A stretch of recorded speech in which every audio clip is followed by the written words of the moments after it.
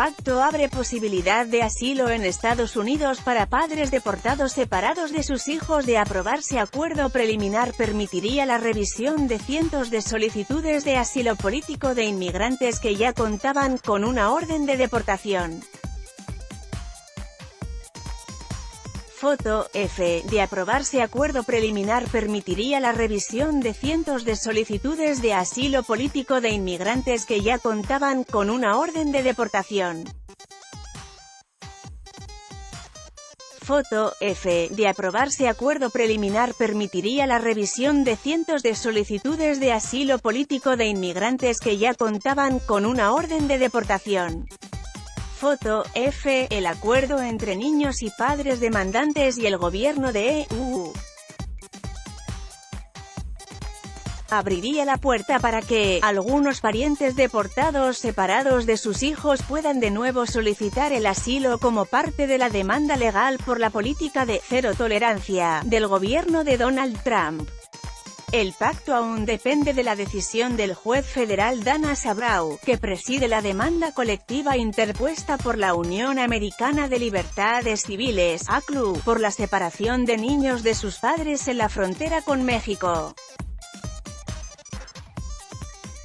Según documentos de la Corte, ambas partes llegaron a un acuerdo preliminar que, de aprobarse, además permitiría la revisión de cientos de solicitudes de asilo político de inmigrantes que ya contaban con una orden de deportación. Si la Corte aprueba, le daría a muchas familias una segunda oportunidad de buscar asilo y deja abierta la posibilidad para algunos padres deportados a que regresen a Estados Unidos, manifestó ACLU. Los abogados demandantes han argumentado que al verse alejados de sus hijos, los padres perdieron el enfoque hacia sus procesos legales, dado que su preocupación era conocer el paradero de los menores. De esta forma, los padres que en un inicio no habían pasado su entrevista tendrán una nueva oportunidad para demostrar miedo creíble de persecución o tortura. De avanzar de esta etapa, ya sea el menor o su progenitor, se permitirá que la familia presente su solicitud en conjunto, según precisan los documentos de la Corte.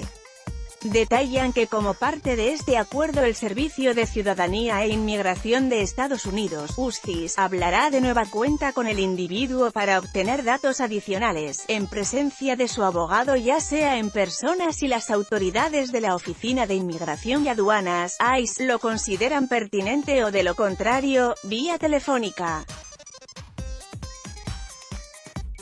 Si la petición de asilo del padre es denegada, se le permitirá permanecer en el país mientras continúa el proceso legal de su hijo.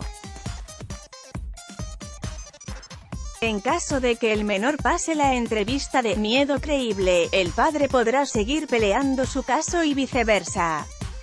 Si bien, el gobierno de Trump mantuvo su oposición a que se permita el regreso de algunos padres que fueron deportados sin sus hijos para que pudieran pelear su caso de asilo, dejará ahora la puerta abierta para contadas excepciones. Los abogados del Departamento de Justicia reconocieron que, en base a lo dicho por el equipo legal que representa a los padres afectados, dichos casos serían raros e inusuales. De ser así, se tendría un periodo de 30 días para presentar la evidencia necesaria para que el gobierno evalúe la respectiva petición. En el caso de los niños que forman parte de una de las 3 demandas colectivas y cuyos padres ya fueron deportados del país, el gobierno acordó no oponerse a la posibilidad de que los papás testifiquen vía telefónica o por escrito, o que se acepten documentos fotocopiados, escaneados o enviado por fax como parte de la evidencia en los procesos de asilo. Por su parte, los abogados de las familias deberán identificar los casos de los miembros de la demanda que ya no se encuentran en el país y que prefieren renunciar a este derecho con el fin de que su hijo sea trasladado a su país de origen cuanto antes.